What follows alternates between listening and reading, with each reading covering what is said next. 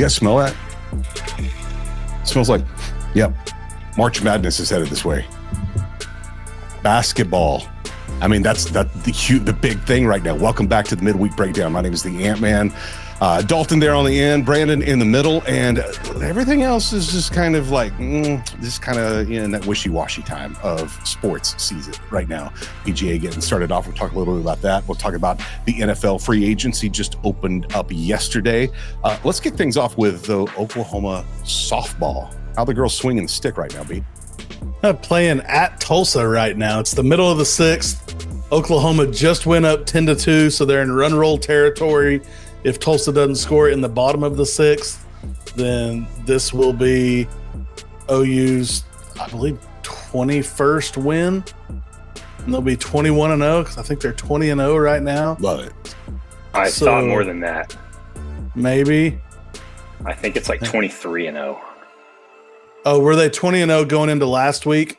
They were 20-0 going into the South Carolina tournament, or what do you call it, series last week. Yeah. So sweet number 10, South Carolina last week, which was really good. Two of the games were 10-9. The game Friday night was 10-9, and then the first game on Sunday was 10-9, and then third game was 2-1 or 3-1, which was the doubleheader, second game of the doubleheader on Sunday. But man, I mean, they're just swinging the bat good right now. Giving up some runs on the defensive side of the ball. Defense has not been as solid as it has in the past. Pitchers have not been as solid as they have in the past. But we're still Oklahoma. We're still number one in the country, and we're rolling right now. Sam Landry is back from an injury. She had an apparent head injury that held her out last week, but she's back on the mound right now. Looking pretty good. She's only given up 2 runs. We've only given up 5 hits. We have scored 10 runs on 12 hits. No errors in the field, thank God. We have struggled in these past few games. Those games against South Carolina, we really struggled with some errors in the field. And I think we had at least 2 in every game in that series, which is frustrating if you're an OU softball player because that never happens. Our defense is always so solid. But seeing the way the girls are swinging the bat right now, everybody, even the true freshman, Gabby Garcia, hit another home run tonight, who goes ahead of her mother, who was an awesome softball player back in her day. And she had 6 home runs her freshman year. We're about a little bit more than a third of the way through the season, between a third of the way and half the way through the season. And Gabby Garcia's already got 7. So she's bested mom right there. And so they talk about it every game. They may quit talking about it now that she's finally surpassed her mother. We were just waiting on it. But, I mean, she is a great shortstop. She's swinging the bat good. Everybody just seems to be seeing the ball well right now. We have a lot of subs in the game right now that don't normally get playing time that are just in the game because we're up 10-2 at Tulsa, not expecting Tulsa to score in the bottom of the 6th inning. If we can keep them off the mound or off the scoreboard, then we'll have another run rule to our name, and we will keep rolling. Nice. Speaking of the Diamond, the guys doing well too, undefeated at home, 11-0 and 14-1 right now. Only 1 loss on the road, and they play again tomorrow against South Carolina. That's a really tough series. South Carolina's a good ball club, so I was listening to the OU softball game on the way home, and they brought up the OU baseball game for this coming up series this weekend. And so playing that series is tough. Someone checked into the softball game from South Carolina, so they were going to watch the baseball game, but they're watching the softball game somewhere. And so he brought that up. But yeah, I mean, OU's playing good, swinging the bat good on both Diamond Sports. I mean, both of our Diamond Sports have combined 1 loss so far this season. That's right. Girls undefeated, guys only 1. And like you said, guys about the same, about a third of the way through the season. Is that about right? Yeah, probably so. Like that. Be good. NFL free agency opened up yesterday. And lots of movements there already. And what do you got for us, guys? A lot of moves. I can go. I mean, so far at the quarterback position, you've had signings by Sam Darnold with the Seahawks 3 years, $100.5 million for Sam Darnold with the Seahawks. Justin Fields signs with the Jets. Say that number again. 3 years, $100.5 million. Thought you said that. Okay. Yeah. For Sam Darnold. Okay. Justin million. Fields signs with the Jets. 2 years, $40 million. Daniel Jones. This is an interesting one for me because Daniel Jones signs with the Indianapolis Colts only on a 1-year deal, but he's getting $14 million. So now the Indianapolis Colts have the 2 quarterbacks who had the worst quarterback ratings of the season last year in Anthony Richardson and Daniel Jones.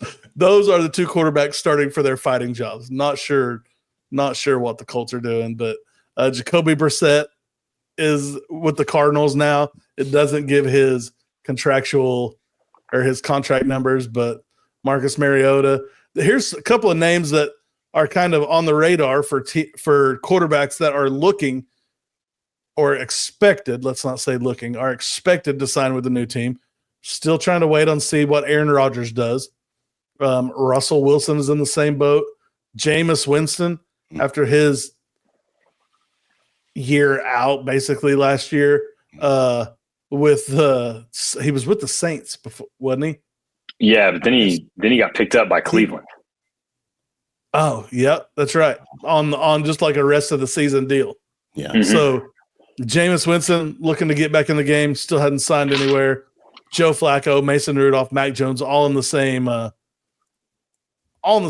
really. I mean, they're just all looking for jobs. Yeah. Aaron Jones signs with the Minnesota Vikings.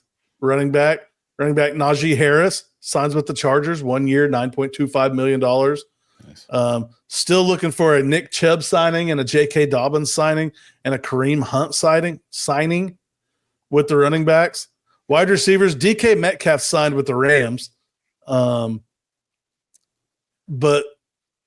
that means that Cooper Kupp is probably not getting signed from the rumors that are swirling around. So Cooper Kupp is now also on the free agent wait and see list. Chris Godwin re-signs with the Tampa Bay Buccaneers. So for us, that's good because Baker's got one of his good targets back. That's right. Devontae Adams also signs with the Rams, which is crazy. So you have Devontae Adams and DK Metcalf on the same team. 2 years, $46 million. DeAndre Hopkins is going to the Ravens. Marquise Brown going to the Chiefs. I can go down this list with all of these guys, but there's just a bunch. Really waiting on Amari. The big three that we're waiting on is Amari Cooper, Stephon Diggs, and Cooper Kupp. Still don't have a signing. And I'll throw Keenan Allen into that too. Keenan Allen's had a couple of really good years here lately, and so all just waiting on them to sign. And free agency, kicked off, and we'll see what happens. I mean, all these guys are going to end up signed somewhere. Yeah. They're not putting people on this list that aren't any good. All these guys are going to end up signed somewhere, but I shouldn't say all of them because some of them may not. I don't know if Mac Jones is going to get signed anywhere, but we'll see what happens with all these guys. We can bring you a little bit more of that next week, kind of let you know how things panned out for most of these guys. But, I mean, free agency, this is when a lot of money gets thrown around. Sure. A lot of teams make big moves right now, and we're just kind of waiting and watching the free agency tracker, see what happens. Yeah. Yeah. Another big one was Joey Bosa to the Bills. That one, that's just a great reload for them to just continue to get more depth on their defense because they're the one team that you think could continue to challenge Kansas City. But yeah, I was pretty disappointed when I saw that one, because there had been a lot of rumors that he was going to join his brother Nick in San Francisco, and both of the Bosas were going to be on either end there of the defensive line.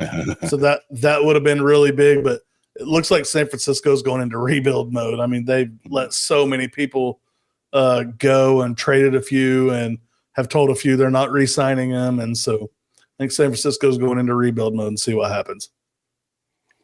Here we are, it's just a little over a month away from the NFL draft. And to get the free agency out right now, the draft coming up on April 26th. I'm sorry, April 24th, Thursday, April 24th, and ending on the 26th of those rounds there. Tennessee Titans will have the very first pick. We didn't talk about this. Any guesses on who they're picking for the number one pick there? I mean, it's going to be either Cam Ward or Shadur Sanders. Yeah. From the sounds of everything I'm hearing. But Dalton, You too, Dalton. You have something different than that? No, my pick was going to be Cam, but that would be my guess. I don't know how I feel yet about Shadur or where I think he's going to land, because after everybody wants that top person, right? And then if you get Shadur, you're probably looking at, you're going to sell a lot of tickets, no doubt. Like everybody's going to want to come see that. But I mean, I don't know. I think that after, if Shadur doesn't go number one, then it's going to look to fall. What's the need of number 2, number 3, number 4?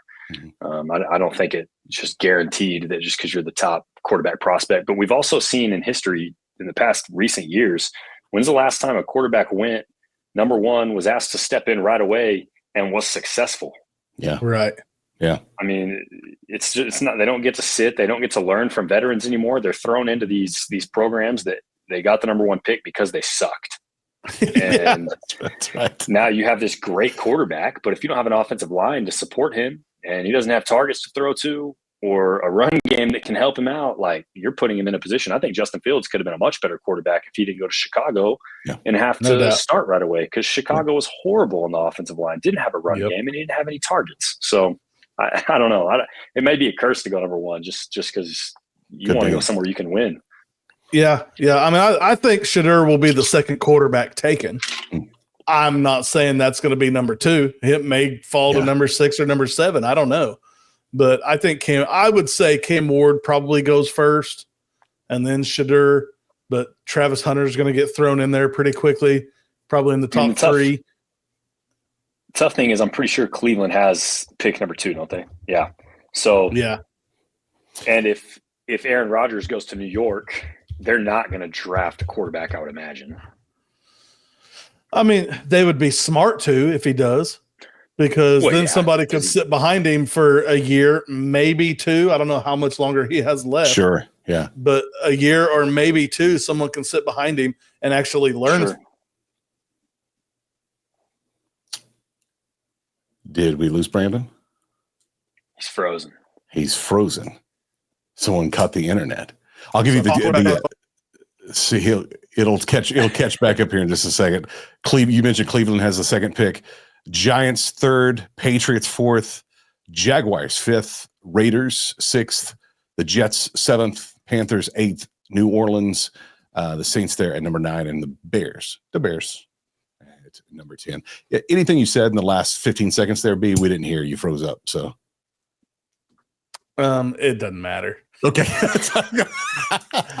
I basically said, I was saying Shadur Sanders is going as a second quarterback, whether it's number 2 or, number 10. You're also going to end up with Travis Hunter thrown in there. You're probably going to end up with the edge rusher Abdul Carter from Penn State. He's been getting a lot of traction here lately. Yes. He's going to get thrown in there too. But Ashton Jeanty is going to be another guy, probably goes top 10. We'll kind of see what happens, I guess. Good weekend for the PGA, hitting the TPC Sawgrass. Always one of my favorite courses to play on Xbox. How we looking this weekend, B? You excited about this? I am.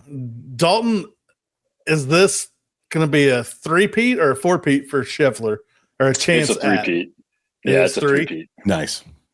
Yeah, I mean, some sad news for me, just because I grew up on him. But some sad news for me is Tiger tearing his Achilles this week. Achilles, right? Yeah, ruptured. So, he had surgery. Yeah, he already had surgery. So no telling how long he's out for. I mean, he just needs to retire until he can play 3 days a week on the senior tour. Yeah, and not 4 days a week, and not try to stay up with the PGA schedule. I mean, he was playing some in the TGP, wasn't he? Yeah, and that is fun to watch. We talked a little bit about it in our pre-show meeting, but it's fun to watch. I mean, he has played in that. Yeah, and that's what impressed my father-in-law. He's like, "What is this?" I said, "It's called TGP." He's like, That looks like a stadium. Like it is a stadium. And so the green part of it, and the kind of the approach shot into the green is all real inside. Everything before then is virtual. But he looked up and saw Tiger on there, and he bought in immediately. He's like, yeah, they kind of play as teams as well, right? Yes, I think they play teams based, and I think they're like regional teams, like based on location. Like there's an Atlanta team, and there's a Phoenix team, or an Arizona team. It's a combination of three things: of golf, of the PGA, of Top Golf, and PBR. The bull riders are all in teams now as well. So you kind of make these teams and play indoors at arena. Man, this has got to be a great thing for the off season. But this being back in season, this could be a big deal this weekend. And that PBR was not Pabst Blue Ribbon. Or it could be.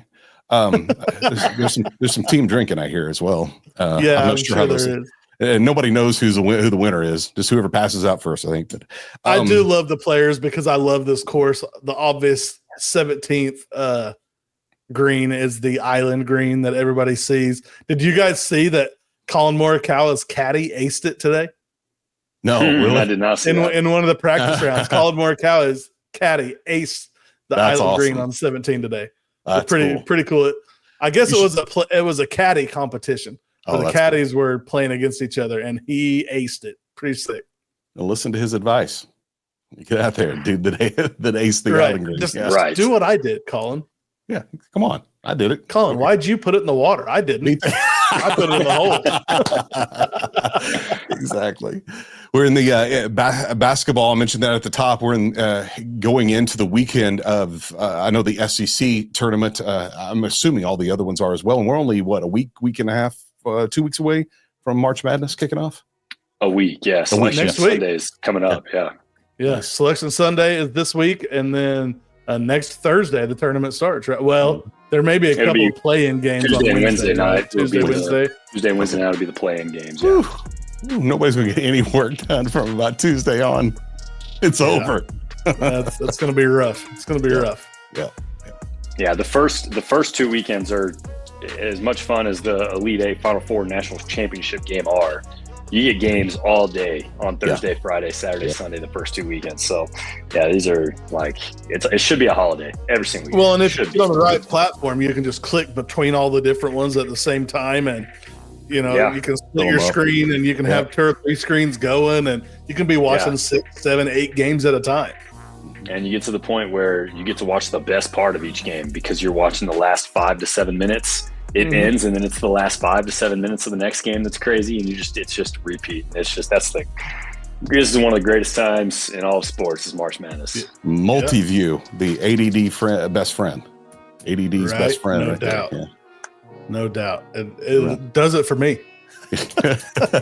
Before we wrap things up today, I got to know, Dalton, you watched any John Cena? No, I have not watched John Cena. You know why? Because he can't see him. I can't see him. Oh, he did learn something last week, B. He learned something last week. My man. I can't see you just because your white hand and face blends into the wall behind you. Oh, You're thanks. so pasty white. It's just my red beard floating. Floating. Your red beard and your ear pod. Floating red beard. That's your pirate. Well, guys, this has been a fun one. Very short. Not a whole lot to talk about. Next week, we should have a lot more to talk about. SEC tournament, all the conference tournaments. We'll know who's in the tournament, in the big tournament. And more softball, more basketball, NFL free agency. We should have a lot to talk about next week. We don't have that much this week. But, hey, you know what they say, right? The weekend is good. But the midweek is always better. And boom goes the dynamite.